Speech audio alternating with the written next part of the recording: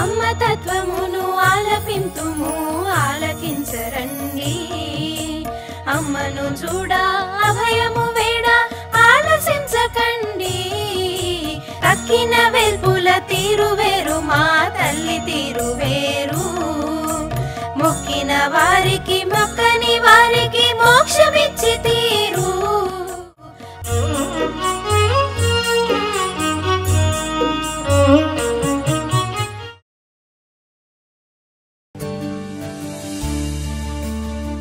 తను అనుకున్న పని జరిగింది అనుకోండి ఒక నమ్మకం కుదురుతుంది. ఏదైనా ఒక ఇన్సిడెంట్ దాని ఫలితం వచ్చింది అనుకుంటే ఆటోమేటిక్గా అది వాళ్ళ వల్లే జరిగింది కొనేటువంటి నమ్మకం ఏర్పడుతుంది.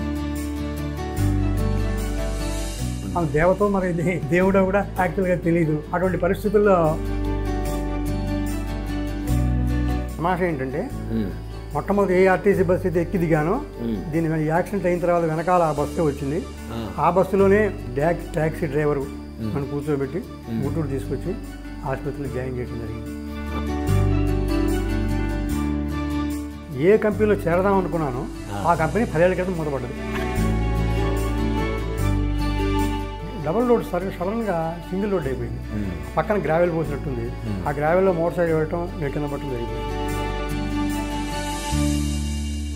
మనం ఇది ఎగ్నెస్ట్గా చేసాము. ఇది వద్దన్నా వినకుండా చేసాము. ఆ పడవలకు రక్షించింది. ఇంకా చిన్నదాంతో పోగొట్టింది అనమాట. అంటే నెల్లూరులో వదిలిపెట్టిన దాన్ని మళ్ళీ మీరు ముట్టుకోలే.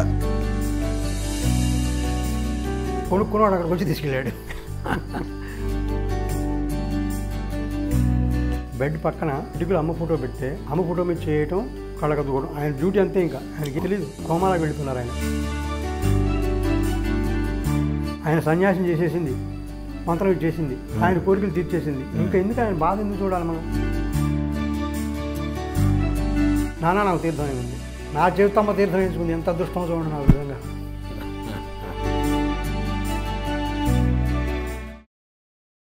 జొన్నాపట్ల వీరభద్ర శాస్త్రి గారు, జొన్నాపట్ల వెంకటరామయ్య గారి పెద్ద కుమారులు. ఈరోజు వారి అనుభవాలను తెలుసుకునేందుకోసంగా కలిసాం. వారి నుండి అనుభవాలు సేకరించే ముందుగా వీరి గురించి, వీరి కుటుంబ నేపథ్యం గురించి ముందుగా తెలుసుకుందాం. నమస్కారం వీరభద్ర శాస్త్రి గారు. నా పేరు జొన్నాపట్ల వీరభద్ర శాస్త్రి. నేను జొన్నాపట్ల వెంకటరామయ్య గారు, జొన్నాపట్ల సీతారామ గారి సంతానంలో ప్రథమపుత్రుడిని. మా నాన్నగారు వెంకటరామయ్య గారు మాస్టర్గా నేరేడుమూడిలో సుపరిచితుడు. వారు 1960 సంవత్సరంలో మొట్టమొదట నేరేడుమూడి రావడం జరిగింది. ఆయన రావడానికి కారణం అమ్మగారి పెద్ద కుమారుడు బ్రహ్మాండ సుబ్బారావు గారు పిఎస్ఆర్ ఇక్కడికి బాగా ఎక్కువగా వస్తున్నారు. అంతకుముందు 2-3 సంవత్సరాల నుంచి వస్తున్నటువంటి పిఎస్ఆర్ ఆంజనేయ ప్రసాద్ గారు, వీళ్ళ ముగ్గురు ఒకే స్కూల్లో పనిచేయడం వల్ల వారి సాన్నిధ్యంతో మా నాన్నగారు 1960 సంవత్సరంలో నేరేడుమూడి రావడం జరిగింది. మీ నాన్నగారు స్కూల్ టీచర్. మీరు అన్నదమ్ములు అక్క చెల్లెలు ఎంతమంది అంటారు? మేము 4 సోదరులు, 4 సోదరీమణులు, మొత్తం 8 మంది మా సంతానం మాకు. మీ స్వగ్రామం గుంటూరు. గుంటూరు. ఎక్కడ పనిచేసేవారు మీ నాన్నగారు? నాన్నగారు గుంటూరు హిందూ కాలేజ్ హై స్కూల్లో సెకండరీ గ్రేడ్ అసిస్టెంట్గా పనిచేసేవారు. ఆ సమయంలో పిఎస్ఆర్ ఆంజనేయ ప్రసాద్ క్లర్క్గా ఉంటుండేవారు. అంటే మన అమ్మగారి జ్యేష్ఠ కుమారుడు బ్రహ్మాండ సుబ్బారావు అన్నయ్య లైబ్రరీలో లైబ్రరీ కీపర్గా ఉంటుండేవాడు అనమాట. అట్లా వాళ్ళ పరిచయం వల్ల మొత్తానికి మొట్టమొదటి 1960 సంవత్సరంలో నేరేడుమూడి రావడం జరిగింది. తర్వాత నేను కూడా హై స్కూల్లోనే చదువుకుంటుండేవాడిని. నేను 1963 సంవత్సరంలో మార్చి నెలలో సుబ్బారావు అన్నయ్యతో నేను నేరేడుమూడి వచ్చాను. మీ వయసు అప్పుడు ఎంత ఉంటుంది? 15 సంవత్సరాలు ఉంటుంది నాకు. నేను 1948లో పుట్టాను. ఓహో. 1963 అంటే 15 సంవత్సరాలు. అంటే ఎస్ఎల్సి ఎగ్జామ్స్ ఇంకా 2-3 రోజులు ఉన్నాయనగా మా నాన్నగారికి బాగా 60 నుంచి 63 సంవత్సరాల్లో బాగా అమ్మ అంటే బాగా ఒక గురి ఏర్పడింది. ఒక దేవత, ఒక అమ్మవారు అనేటువంటి గురి ఏర్పడటం వల్ల ఏ చిన్న కష్టం, మాది చాలా మధ్యతరగతి కుటుంబం. మధ్యతరగతిగా ఉంటుండేవాళ్ళం. సంపాదన మీదే 8 మంది ఉండేవాళ్ళం. అలాగే అప్పటికి ఇంకా మా తాతగారు ఉండేవారు. మా తాతగారు బాగా తర్క విద్వాంసులు. పెద్ద నిష్ఠాగరిష్ఠులు, మడి తడి అసలు నిప్పులు కడుక్కునేటువంటి కుటుంబం మా కుటుంబం. అటువంటి కుటుంబం. ఇంతమంది 10 మంది మేము ఉంటుండేవాడు. మా తాతగారు మా బాబాయ్ గారు మొత్తం 12 మంది. ఈ 12 మంది కూడా ఓన్లీ ఆయన సెకండ్ గ్రేడ్ అసిస్టెంట్ ఆ టీచరు జీతం వల్లనే మా ఆధారం ఉంటుండేవాడు అనమాట. అవును. అంటే దేవుడు అంటే రాముడనో కృష్ణుడనో లేకపోతే శివుడనో ఒక దేవాలయంలో ఒక విగ్రహాలను చూసి అట్లా ఆ కుటుంబాలు ఆ రకంగా మన వాళ్ళందరూ అట్లా అలవాటై ఉన్న పరిస్థితుల్లో ఒక జిల్లెలమూడి కరణం గారి భార్య ఒక సామాన్య గృహిణి దేవత అనే అభిప్రాయం మీ నాన్నగారికి నమ్మకం కుదిరిందన్నారు.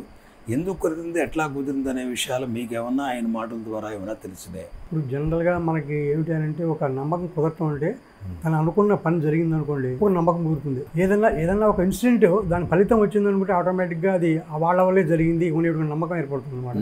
అట్లా 2-3 ఇన్సిడెంట్స్ జరిగింది అని చెప్పి ఆయన చెప్పారు మాకు. ఇంకొకటి దీంట్లో కాంట్రవర్షియల్గా ఉంది. మా తాతగారు పెద్ద నిష్ఠాగరిష్ఠులు అని చెప్పి ఆయనకి అమ్మగారంటే ఇష్టం లేదు. సుబ్బారావు అనేవాడు మా ఇంటికి రావడం కూడా చాలా ఫ్రీక్వెంట్గా వచ్చేవాడు. ఆయన లోకల్లో ఉండేవాడు. అక్కయ్య మా అమ్మ మా ఇంటికి వచ్చి భోజనం చేస్తుండేవాడు అని చేస్తుండేవాడు. ఇటువంటి సమయంలో ఆయన రావడం కూడా ఆయనకి ఇష్టం ఉండేది కాదు.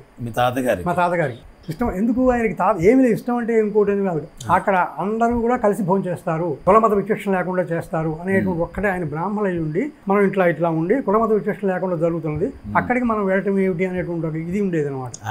ఆయన ఆచారపరాయణుడు కాబట్టి అట్లా మొదటి నుంచి ఆ సాంప్రదాయంలో ఉన్నవాడు కాబట్టి అప్పటికి ఆయన వయస్సు 65 సంవత్సరాలు ఉండేది అప్పటికి. అంటే తర్వాత దానికి కూడా ఇంకోటి ఏమిటంటే తర్వాత ఆయన కూడా మారటం మొదలుపెట్టాడు. ఎట్లా మారాడు ఆయనకు తెలియదు, కానీ అమ్మను చూడలేదు ప్రత్యేకంగా. తర్వాత 2-3 సార్లు మా నాన్నగారి మా అమ్మగారితో ఇక్కడికి వచ్చినప్పుడు నాన్న మీ నాన్నగారిని ఒకసారి తీసుకొస్తావో చూద్దాం అని ఈమె చెప్పడం. ఆయన చెప్పకపోయినా కూడా ఆయన చివరి రోజులు నేను చూపిస్తావా అన్నట్టుగా ఆయన వ్యక్తీకరించడం జరిగిందని చెప్పి మా నాన్నగారు చెప్పారు. కానీ ఒక ఇదేంటంటే ఒక అదృష్టం తెలియదు. ఈమె చూద్దాం అనుకుంది, ఆయన కూడా చూద్దాం అనుకున్నాడు. కానీ ఆయన ఇక్కడికి రాకుండానే ఆయన తనువు జాలించాడు అనమాట. సడన్ గా ఒక అదృష్టం అన్నమాట నిజంగా. అది సంధ్యావందనం బాగా త్రికాల సంధ్యావందనం చేసేవారు, బ్రహ్మాండంగా అన్ని వల్లె వేసుకునేవారు. తర్కం అంతా కూడా వచ్చిన శిష్యులందరూ కూడా పాఠం చెప్పేవారు. అటువంటిది ఒక రోజున సాయంత్రం కూడా హాయిగా పలహారం తీసుకున్నారు, పడుకున్నారు. 2 గంటలకి మేము ఎవరో బయటికి మేము ఉత్సవాలు జరుగుతుంటే శ్రీరామనవమి ఉత్సవాలు జరుగుతుంటే రామనామ క్షేత్రంలో అక్కడికి వెళ్ళి హరికథ లేట్ రావడానికి 11-12కి వచ్చాం. నేను మా అమ్మగారు ముగ్గురు వెళ్ళాం. నేను అప్పుడు తలుపు తీసి పడుకున్న తర్వాత 2 గంటల సమయంలో ఆయన కొంచెం ఏదో మూలిగినట్టుగా కూడా మా నాన్నగారు లేవడం, మా నాన్నగారి చేతుల్లో ఆయన తుదిశ్వాస వేయడం జరిగింది అనమాట. ఈయన మా నాన్నగారు అప్పుడు అమ్మని తలుచుకోవటం అని ఆయన చెప్పడం మేము విన్నాం. అది నిజంగా అనాయాసం. ఆమె తలుచుకుంటూ ఈయన తలుచుకున్నారు. ఆయన కూడా చివరికి రోజులు వద్దాం అనుకున్న సమయంలో అనాయాసం వచ్చినాయి. మీ నాన్నగారు మొదట వచ్చారు, తర్వాత అమ్మ వచ్చారు, తర్వాత మీరు వచ్చారు. మీరు వచ్చినప్పుడు మీకు వయసు 15 సంవత్సరాలు అన్నారు. మీ తల్లిదండ్రులు ఆవిడ గొప్పదంటే మీరు విని వచ్చారు. సుబ్బారావుతో వచ్చానన్నారు 1963 సంవత్సరంలో. మొదటిసారి అమ్మని చూసినప్పుడు మీకు ఏమనిపించింది? అది కూడా ఒక ఆశ్చర్యమైన విషయం. 23 మార్చి ఎగ్జామ్స్ ఎస్ఎల్సీ అనమాట. అప్పుడు నేను చదువుతున్నాను. ఎస్ఎల్సీ ఎగ్జామినేషన్ అని చెప్పి మా నాన్నగారు ఆ నమ్మకంతో నువ్వు అక్కడ వెళ్ళిరా, నమస్కారం చేసుకుంటే నీకు అన్ని మంచి ఫలితాలు వస్తాయి, నువ్వు పాస్ అయితే మంచి మార్కులతో వస్తావు, నువ్వు ఇంజనీర్ కావాలి. ఆయన కోరిక పాలిటెక్నిక్ చదివించు అని చెప్పి ఆయన కోరిక. ఆ కోరిక ఉండేది ఆయనకి. సరైన ఉద్దేశంతో నేను రావడం జరిగింది. సుబ్బారావుతో పాటు వచ్చాను.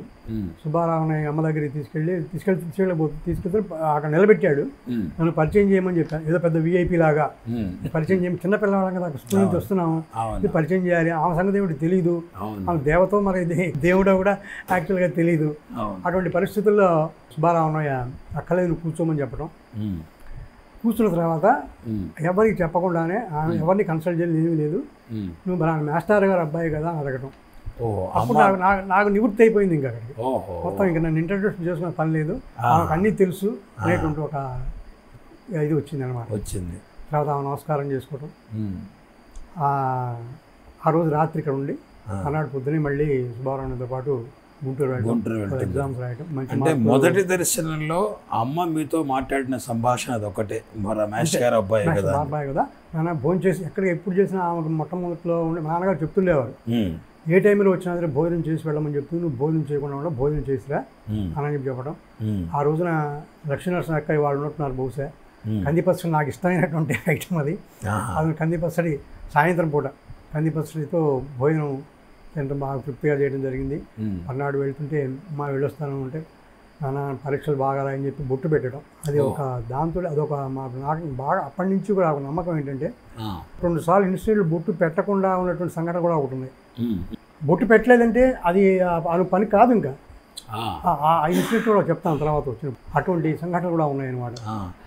తర్వాత వెనక్కి పిలిచి బొట్టు పెట్టిన సంఘటన ఉంటుంది, అది ఫెయిల్ అయింది. దాని తను పోతూ బొట్టు పెడితే మాత్రం అన్ని సక్సెస్ అయింది.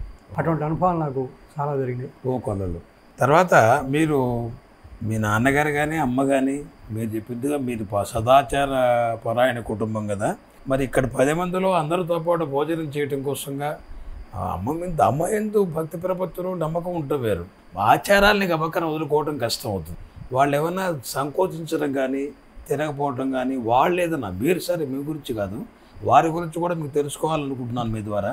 ఇప్పుడున్న వాళ్ళకి మనసులో ఆ రకమైన భావన ఏర్పడి అనుభవాలు ఏమన్నా అట్లాంటివి? వాళ్ళకే కాదు నాకే ఉంది, నాకే ఉంది ఆ అనుమానం. మా నాన్నగారు అమ్మగారు తింటుండేవాళ్ళు. అంటే నేను చిన్నప్పటి నుంచి మా తాతగారి పెంపకంలో బాగా నా సంధ్యావం నాకు 13వ సంవత్సరంలో ఉపనయనం అయింది.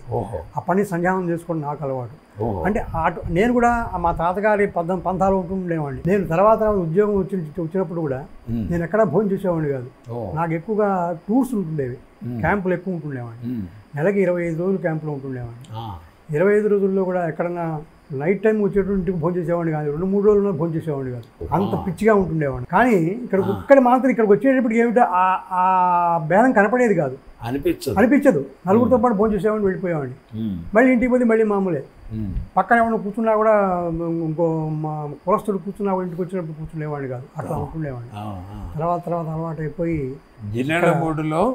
ఆ భావన మనస్సు కలిగేది కాదు. ఆ వాతావరణం అట్లా ఉంటుండేది, బయట మామూలుగా ఉండేది. మీరు మొదటిసారి దర్శనం అది, తర్వాత మళ్ళీ ఎప్పుడు వచ్చారు? మళ్ళీ ఇంకా దాని తర్వాత మళ్ళీ సంవత్సరం తర్వాత కానీ మళ్ళీ రాలేదు. తర్వాత మళ్ళీ PUC ఎప్పుడు వచ్చాను. PUC ఎప్పుడు మళ్ళీ ఇంకా అంత ఎగ్జామ్ మళ్ళీ. అంతేగాని ఇంకా మేము చిన్న వయసు, ఇంకా ఆధ్యాత్మికత ఈ వేదాంత ధోరణి ఇంకా అలవాటు కాలేదు. అవన్నీ కూడా అమ్మగారు వస్తున్నారు. అప్పటికి కూడా దేవత అనేటువంటి ఊహ కూడా లేదు. ఒక పెద్ద ముత్తైదువా అనేటువంటి భావం కలిగింది. వచ్చి 2-3 సార్లు వచ్చాం. దాని తర్వాత డెవలప్ అవుతుంది అనమాట. నాకు కలిగించింది నాకంటే నా సొంతమే కాదు, అది కలిగించడం చేసింది అది. అవును.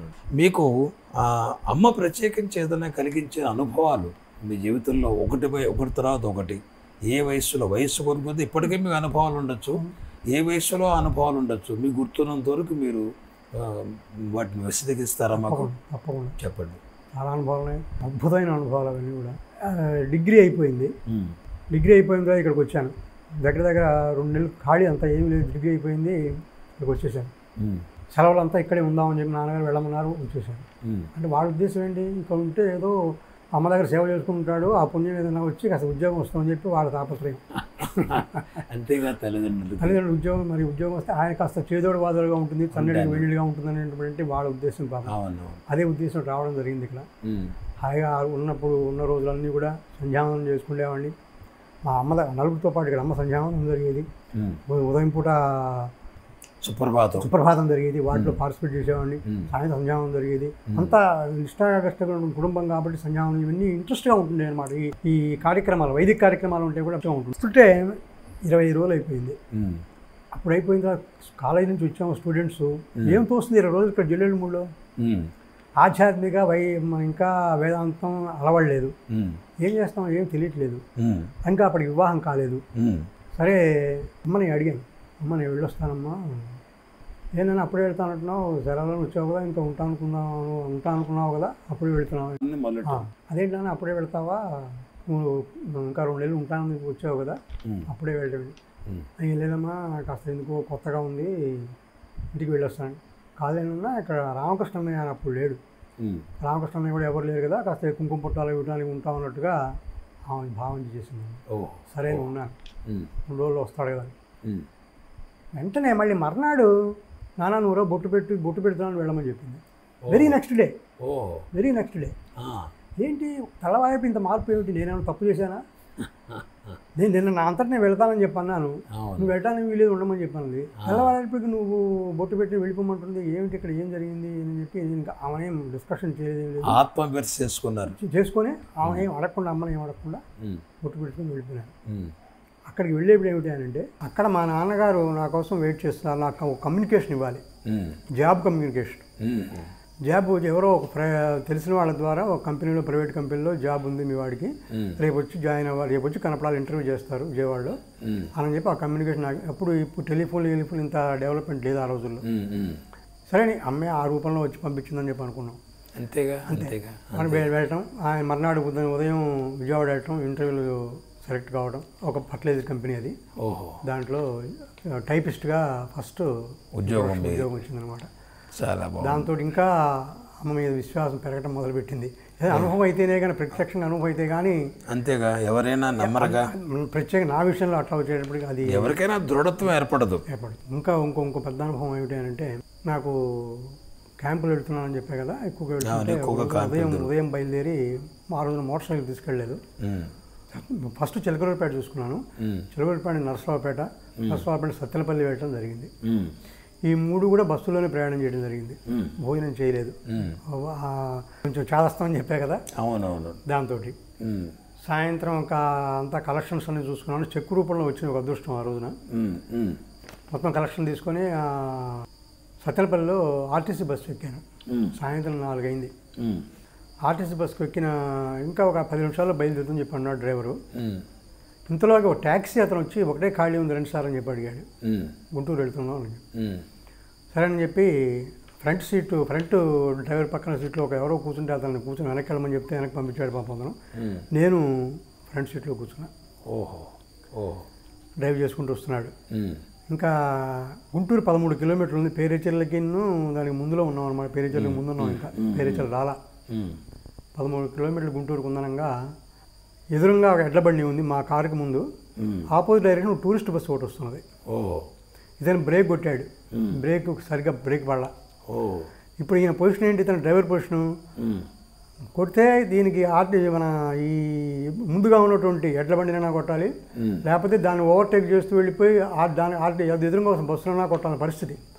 ఇతను తెలివిగా అమ్మ అక్కడ కల్పించిందని చెప్పి భావిస్తున్నాను నేను. ఆ రోడ్డు పక్కకి లెఫ్ట్ సైడ్, అంటే ఎడ్ల బండికి పక్కకి అనమాట, కంప్లీట్ లెఫ్ట్ సైడ్కి వచ్చేస్తున్నాడు. వస్తుంటే అప్పుడు ఆ రోజుల్లో ఇప్పుడంటే రోడ్డు పక్కన చెట్లు ఉండట్లేదు అనుకోండి.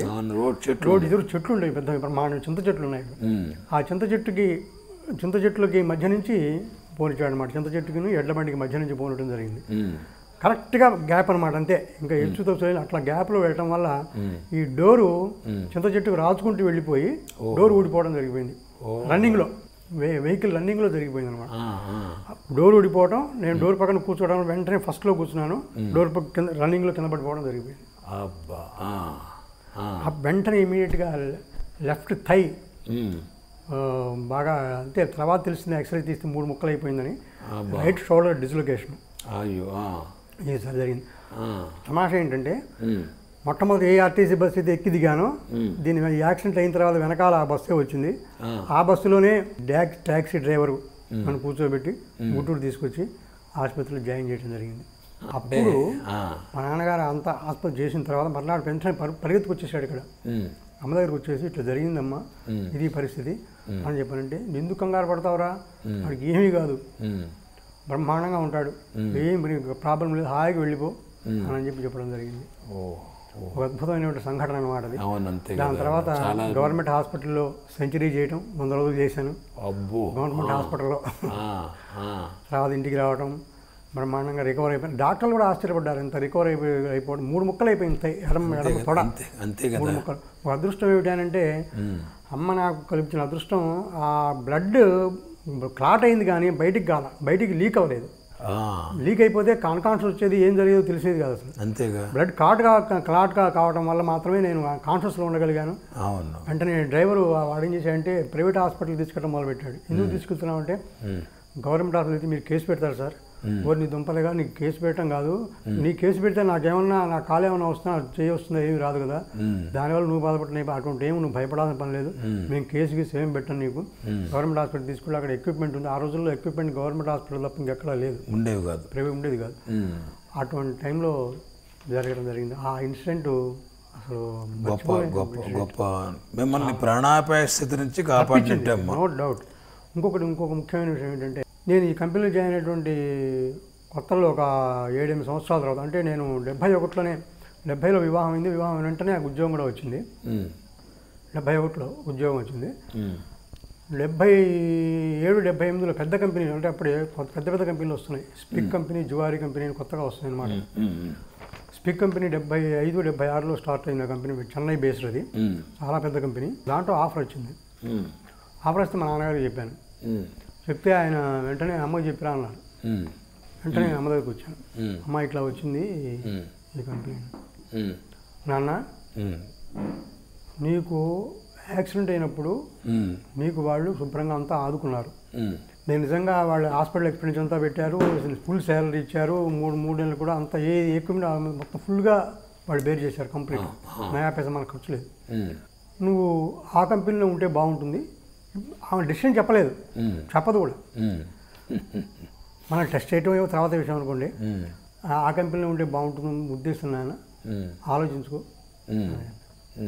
ఇక్కడ తిరగాల్సి పెట్టిందిరా బాబు. డెసిషన్ ఆమె చెప్పడానికి మనం వస్తే మనకి నిర్ణయించి మనం ఇక్కడ దాకా రావాల్సిన అవసరం ఏంటి అసలు అని. కానీ ఆ మాట చెప్పింది కాబట్టి దీంట్లో ఏదో ఉంది. ఇంకోటి ఏమిటంటే నేను మనిషి ఆశాజీవి. ఇప్పుడు నేను ఆ కంపెనీలో ఆ రోజు 250 రూపాయలు జీతం, వీళ్ళు 400 ఆఫర్ చేశారు. 150 రూపాయలు ఎక్స్ట్రా వస్తుంది. ఫ్యూచర్ ఉన్న కంపెనీ, బాగా బ్రహ్మాండంగా డెవలప్మెంట్ ఉంటుంది, బాగుంటుంది, అన్నీ బాగా ఉంటుంది ఉద్దేశంతో నేనుంటే ఆమె ఇట్లా పెట్టేసింది. సరే ఇంటికి వచ్చి మళ్ళీ మా నాన్నగారిని అడిగాను. మరి ఆమె చెప్పింది కదా, నువ్వు ఉండమంటే బాగుంది చెప్పింది కదా, ఇంకేం ఆలోచిస్తా ఉన్నాడు. అంతే అనుకున్నా. తమాషా ఏమిటి అని అంటే, ఇప్పుడు ఇంకా స్టిల్ నేను ఈ రోజు కూడా నేను ఉద్యోగం చేస్తున్నా. అదే కంపెనీలో 2005లో రిటైర్ అయిపోయినాను. వాళ్ళు ఎక్స్టెన్షన్ ఇచ్చారు. ఆ ఎక్స్టెన్షన్ ఇన్ని రోజులు, ఇన్ని నెలలు, ఇన్ని సంవత్సరాలు అని చెప్పలా, ఇవి కంటిన్యూ అన్నారు. నాకు అమ్మ ఓపిక ఇచ్చిన దాకా నేను దాంట్లో కంటిన్యూ అవుతానేమో చెప్పలేను. ఏ ఉద్యోగంలో అయితే మీరు చేరారో ఇంకోటి కూడా ఉంది అక్కడ. ఏ కంపెనీలో చేరదాం అనుకున్నానో ఆ కంపెనీ 10 ఏళ్ల క్రితం మూతపడ్డది. సదరన్ పెట్రో కెమికల్స్ లిమిటెడ్ అని చెప్పి 10 సంవత్సరాల క్రితం మూతపడ్డది. ఇవాళకి నేను ఆలోచించాలని చెప్పినటువంటి కంపెనీ స్టిల్ ఇట్ ఈస్ గోయింగ్గా. నేను మళ్ళీ దాంట్లో నేను జాబ్ చేస్తూనే ఉన్నాను. రిటైర్ అయిపోయిన 7 సంవత్సరాల తర్వాత కూడా చేస్తున్నాను. 2005లో రిటైర్ అయిపోయినా ఇవాళ 2012 ఏప్రిల్ 2వ తేదీ ఈ రోజు. చాలా గొప్పగా ఉంది. అయితే అమ్మ సూచనలన్నీ కూడా అమ్మ డైరెక్ట్గా కాకపోయినా సూచనప్రాయంగా చేస్తుంది. దాన్ని మనం జాగ్రత్తగా తీసుకోవటంలో ఉంటుంది మన యొక్క. అది దీనికి నెగిటివ్ కూడా ఒక ఇన్సిడెంట్ చెప్తాను. నేను పిఎస్ఆర్ ఆంజలి గారు, మావయ్య అనేవాడిని. పిఎస్ఆర్ ఆంజలి గారు విశ్వజనీయ మ్యాగజైన్ సంపాదకులు ఆయన. అట్లాగే రాచ లక్ష్మణ గారు అమ్మని పూర్తిగా 100కి 200 పాళ్ళు నమ్మినటువంటి వ్యక్తి, అటువంటి వ్యక్తి. తర్వాత అమ్మగారి 2వ సంతానం రవీంద్రరావు, మేము అంటే నేను మా నాన్నగారు అనమాట. మేము నలుగురం కలిసి ఒక డిపార్ట్మెంట్ స్టోర్ స్టార్ట్ చేసాం గుంటూరులో. స్టార్ట్ చేసిన తర్వాత అమ్మ ఒక సలహా ఇచ్చింది. సలహా అంటే మాట చెప్పింది, ఇందాక చెప్పినట్టుగానే ఇది ఇప్పుడు చెప్పింది అనమాట. కొమరవాళ్ళ గోపాలరావు గారు అకౌంట్స్ చూస్తారేమో అన్నా అంది.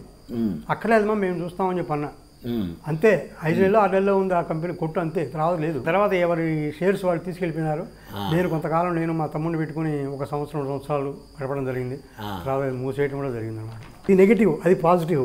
అంటే సూచన అనమాట. కరెక్ట్గా డెసిషను. మరి నాకే అనుభవం ఉందో మిగతా వాళ్ళకి అట్లా ఉందో తెలియదు కానివ్వండి, నా అనుభవంలో 2 ప్లస్ జరిగింది, మైనస్ జరిగింది. అంటే అమ్మ చెప్పటం కూడా ఒక డెసిషన్ తీసుకుని చెప్పినట్టుగా ఉండదు.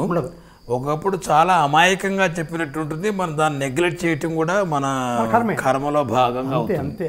ఇంకో అద్భుతమైన విషయం జరిగింది. నేను ఉద్యోగం చేస్తున్నప్పుడే ఒక మోటార్ సైకిల్ సొంతంగా కొనుక్కున్నా. సో కంపెనీ ఇచ్చిన మోటార్ సైకిల్ ఒకటి ఉంది, ఇది కాకుండా సొంతగా ఒక మోటార్ సైకిల్ కొనడం జరిగింది. ఆ మోటార్ సైకిల్ కొనుక్కొని అమ్మ ఫంక్షన్ పుట్టినరోజు నాడే ఇక్కడికి తీసుకొచ్చాను. 2 రోజులు ఎక్కువ ఇక్కడికి తీసుకొచ్చాను అనమాట. తీసుకొచ్చి రామకృష్ణ నేను రిక్వెస్ట్ చేశా, అన్నయ్య నేను బండి కొనుక్కున్నాను తీసుకొచ్చాను. అమ్మ పైకి వెళ్ళాడు. అమ్మ పైన ఉంటున్నారు అప్పుడు. దర్శనానికి కింద ఇవ్వటామని చెప్పి ఫంక్షన్ అని చెప్పి కిందకు వచ్చారు. స్టేజీ మీద ఉన్నారు అప్పుడు. రామకృష్ణ అమ్మ మళ్ళీ కిందకేం వస్తుందమ్మా, కిందకి ఎట్లాగా వచ్చింది కదా, ఆమె చేత ఒక దండ వేయించి తీసుకెళ్తామనే ఉద్దేశం అని చెప్పి చెప్తే, తప్పకుండా దానిదేవ శాస్త్రి పూజ అయిపోయిన తర్వాత నేను తీసుకు దండ ఇస్తాలే అన్నాడు ఆయన. పాపం ఆయన తప్పులే చెప్పాడు. చెప్తే నేను దండ వేయను, శాస్త్రిని పైకి రమ్మని చెప్పి పైకి వెళ్ళిపోయింది ఆమె. ఇంకా దండ వేయలే. సరే అని చెప్పి నేను పైకి వెళ్ళా. మొన్న బండి ఇమీడియట్గా అమ్మాయి ఉంది. అంతే అసలు నేను అమ్మా నువ్వు దండ వేయలేదు అమ్మా నేను నువ్వు బాధపడటం అసలు అది అడగటం ఏమి లేదు అసలు. ఇమీడియట్గా నువ్వు బండి అమ్మేనా అన్నది. ఈ కొత్తగా బండి కొనుక్కున్న బండి ఏమంటుందంటే ఏమేంటి మనకు అన్నీ నెగిటివ్ చెప్తుంది ఇది ఇవే అని చెప్పి సరేనమ్మా అని చెప్పేసాను. బుట్టు పెట్టి వచ్చేసి అయిపోయింది. శ్రావణ మాసం వచ్చింది. అంటే అప్పటికి ఇది చైత్ర మాసంలో అమ్మ పుట్టినరోజు జరిగింది. శ్రావణ మాసం చైత్రం, వైశాఖం, జ్యేష్టం, ఆషాఢం 4 నెలలు గడిపా. మోటార్ సైకిల్ మొత్తాన్ని నడిపా, ఏమీ కాల. శ్రావణ మాసం వచ్చింది. శ్రావణ మాసంలో కృష్ణాష్టమి రోజు కరెక్ట్గా కృష్ణాష్టమి రోజున నేను ఇంట్లో పూజ చేశారు. మా ఆవిడ కృష్ణాష్టమి పూజ చేసుకున్నారు. నేను శ్రావణ శుక్రవారం అయిందని పూజ చేసుకుని బయలుదేరి క్యాంప్ బయలుదేరా. కొత్త మోటార్ సైకిల్ మీద ప్రకాశం ఒంగోలు చూస్తాను. కందుకూరు దాకా వెళ్ళా. కందుకూరు దాకా మోటార్ సైకిల్ మీదే. అంటే అప్పుడు దగ్గర కందుకూరు దాకా వెళ్ళడం అంటే 150 కిలోమీటర్లు ఉంటుంది గుంటూరు నుంచి. అంతేగా 110 కిలోమీటర్లు అది ఉంది. టంగుటూరు కందుకూరు 150 కిలోమీటర్ల దాకా మోటార్ సైకిల్ ప్రయాణం చేశాను. అప్పుడు సాయంత్రం 3 అయింది. 3 అయిపోతే 4 అయింది దగ్గర.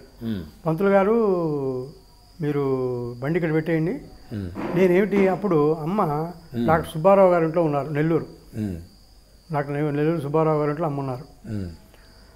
అమ్మను ఆ కృష్ణాష్టమి అమ్మను చూడదామని చెప్పి పట్టుదల. మోటార్ సైకిల్ వెళ్ళిపోదామని చెప్పి సరే అని చెప్పి మోటార్ సైకిల్ కందుకూరు నుంచి మొత్తం సింగరాయకొండ వచ్చా. సింగరాయకొండలో కూడా ఆయన డీలర్ అన్నాడు, పంతులు గారు ఇక్కడ పెట్టేసి వెళ్ళిపోండి, మీరు బస్సులో వెళ్ళిపోతే 2 గంటలు వెళ్ళిపోతారు, 2 గంటలు చాలా లేట్ అయిపోతుందయా అని వెళ్ళాలని చెప్పి అక్కడి నుంచి బయలుదేరి నెల్లూరు మోటార్ సైకిల్ బయలుదేరిన అక్కడ కూడా 7 కిలోమీటర్లు ఇంకా నెల్లూరు ఉందనగా షవర్స్ మొదలుపెట్టింది, వర్షం పట్టు మొదలుపెట్టింది. అప్పుడు రోడ్డు ఇంత వైడేం లేదు. కొంత రోడ్డు డబల్ రోడ్డు ఉండవచ్చు, సడన్గా సింగిల్ రోడ్డు అయిపోయింది. అప్పటి దగ్గర సాయంత్రం 7 అయింది. లైట్లు వేశాను. మోటార్ సైకిల్ లైట్ ఎంత కాంతి ఉంటుంది, కాంతి చాలా తక్కువ ఉంటుంది అనమాట, చాలా తక్కువ. అది ఎటువంటి డబల్ రోడ్ సడన్గా సింగిల్ రోడ్డు అయిపోయింది. ఆ పక్కన గ్రావెల్ పోసినట్టుంది. ఆ గ్రావెల్లో మోటార్ సైకిల్ వెళ్ళటం నేను కింద పట్టడం జరిగిపోయిన తర్వాత నాకు అప్పుడు చెయ్యి మళ్ళీ ఫ్రాక్చర్ అయిన, కాలర్ బోన్ ఫ్రాక్చర్ అయినట్టుగా అనుమానం వచ్చింది. కానీ తిప్పుతూనే ఉన్నా ఇట్లా నేను, నాకేం కాలేదని చెప్పి ఒక ధైర్యం వచ్చిందనమాట. సరే మోటార్ సైకిల్ లేపుదామంటే లేపలేకపోతున్నాను, కానీ తిప్పుతున్నాను, మోటార్ సైకిల్ లేవలేకపోతున్నాను. ఆపోజిట్ డైరెక్షన్ అంటే నెల్లూరు వైపు నుంచి ఒక లారీ వస్తుంది. ఆ లారీ వాడిని చేయబెట్టి ఆపాడు పాపం. ఆపి అతను అరవతనం, ఆయన భాష మనకు రాదు, మన భాష అతనికి రాదు, ఏమీ రాదు. భాషలో డ్యామేజ్ ఏదో ఫ్రాక్చర్ అంటున్నాడు.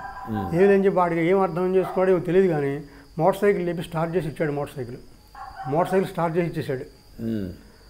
అసలు మోటార్ సైకిల్ స్టార్ట్ చేసి ఇచ్చాడు, బాగుంది. నేను డైరెక్ట్గా వెళ్ళగలిగితే వెళ్ళచ్చు. రోడ్డు ఎప్పుడు డైరెక్ట్గా ఎట్లా ఉంటుంది, ఏదో లెఫ్ట్ సైడ్కో రైట్ సైడ్కో బండి ఎదురుగా వస్తువులు పక్కకు పోవాలి కదా. కూతురు పెట్టి ఈ సైడ్ తిప్పుతుంటే, లెఫ్ట్ సైడ్ తిప్పుతుంటే ఇది కొంచెం నొప్పి చేయడం మొదలుపెట్టింది. అంతా కాలర్ పోను. అమ్మదయ్య నిజంగా దీంట్లో మాత్రం ఒక అత్యద్భుతమైనటువంటి విషయం అనమాట ఇది. డైరెక్ట్గా సుబ్బారావు గారు, అంతకుముందు సుబ్బారావు గారు ఎక్కడ కూడా తెలియదు. ఎవరినో 2-3 అడిగితే డాక్టర్ గారు అక్కడ అని చెప్పారు, వెళ్ళిపోయినాను. డైరెక్ట్గా అక్కడ వెళ్ళిపోగానే నువ్వు మీ తమ్ముడు కనపడ్డారు. నేను దిగలేను మోటార్ సైకిల్ పట్టుకోమని చెప్పి నేను మీ తమ్ముడు కూడా లక్ష్యంగా ఉన్నాడు అక్కడ. ఆ మోటార్ సైకిల్ పట్టుకోమని నేను దిగి లోపలికి వెళుతుంటే అక్కడ గ్రావెల్, నేను తెల్ల చొక్కా వేసుకున్నాను. గ్రావెల్ ఉండటం వల్ల అక్కడ ఎర్రగా ఉంది. ఆ మట్టి అంతా నాకు ఎర్రగా అంటింది. నాన్నగారు అక్కడే ఉన్నారు అప్పుడు. ఏంటో శాస్త్రి అని పాపం కంగారు పడిపోయినారు ఆయన. ఏం లేదు నాన్నగారు, మీకు కంగారు పడద్దు అని చెప్తే సుబ్బారావు గారు వచ్చాడు. సుబ్బారావు గారు వస్తే సుబ్బారావు గారు చూపిస్తున్నా, ఇట్లా తిప్పుతున్నా, తిప్పపాకాయ బాబు అటు తిప్పుతావేంటి అని చెప్పని ఆయన బావగారు ఎక్స్రే ఉంది పక్కనే, ఆయన దగ్గర తీసుకెళ్ళటం, ఎక్స్రే తీయటం. కాళ్ళు బాబు ఫ్రాక్చర్ అయింది నాయన, నువ్వు తిప్పబాక ఎక్స్పీరియన్స్ ఏమి ఓవర్ యాక్షన్ చేయబాక అని చెప్పటం. అవన్నీ తుడి చేసుకున్న తర్వాత అమ్మ దగ్గరికి తీసుకెళ్ళటం. ఒక అద్భుతమైన ఇన్సిడెంట్ అక్కడ. అన్నపూర్ణక్కయ్య సుబ్బారావు భార్య భోజనం తీసుకొస్తే అమ్మ కలిపి అన్నం పెట్టడం. భోజనం ఆ రోజున మజ్జిగన్నంలో కూడా ఇదిగో అన్నపూర్ణ, వాడికి మజ్జిగన్నంలో మాటు పెట్టుకోవడం అలవాటే, కొంచెం పచ్చడి తీసుకొచ్చివు ఆయన కొబ్బరి పచ్చడి 2 కలిపి మిక్స్ చేసి నోట్లో పెట్టడం. నిజంగా రోజు గారు కొట్టుకుంటే బాగుంటుందేమో అనిపించింది నాకు నిజంగా. చూసిన తర్వాత నిజంగా ఆత్మీయత ఇది మర్చిపోలేనటువంటి అనుభవం అనమాట అది. తర్వాత ఏం చేశారు? మోటార్ సైకిల్ ఇంకా ఏం చేశాను, అక్కడే వదిలేసేసి తర్వాత బస్సులో గుంటూరు రావడం జరిగింది. మా నాన్నగారు మళ్ళీ ఆయన అమ్మని చూద్దామని చెప్పి తెలియదు ఆయనకి విషయం. నేను క్యాంప్ వెళ్ళాలని చెప్పి అనుకుంటున్నాడు ఆయన నెల్లూరు అమ్మని చూడటానికి వస్తే ఇటు జరిగింది, నువ్వేం కంగారు పడవాక హాయిగా. అప్పటికి హైమ కార్యక్రమం జరగటం అయిపోయింది. అయిపోయిన తర్వాత అప్పుడు మా నాన్నగారు చెప్పడం మర్చిపోయినాను. మా హైమక్క జరిగినప్పుడు 68లో మా నాన్నగారు అమ్మగారు ఇమీడియట్గా పిఎస్ఆర్ ఆంజనేయ ప్రసాద్ గారితో, ఆర్ లక్ష్మణ్ గారితో వీళ్ళందరూ కలిసి ఒక కారులో వచ్చేసారు.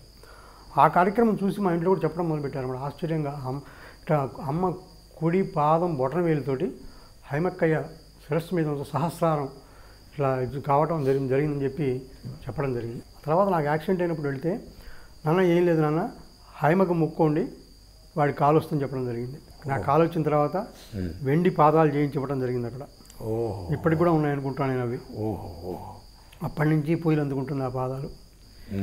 మోటార్ సైకిల్ అక్కడ వదిలేసి రావడం, తర్వాత మళ్ళీ ఇంటికి తీసుకెళ్ళడం, అక్కడి నుంచి అమ్మడం జరిగింది. కొనుక్కున్నాడు, అక్కడికి వచ్చి తీసుకెళ్ళాడు. అంటే నెల్లూరులో వదిలిపెట్టిన దాన్ని మళ్ళీ మీరు ముట్టుకోలే. అది అంతే. ఇంకా ఆమె చెప్పిన తర్వాత మనం ఇది ఎగ్నెస్ట్గా చేసాము. ఇది వద్దన్నా వినకుండా చేసాము. అప్పటి వరకు రక్షించింది. ఇంకా చిన్నదాంతో పోగొట్టింది అనమాట.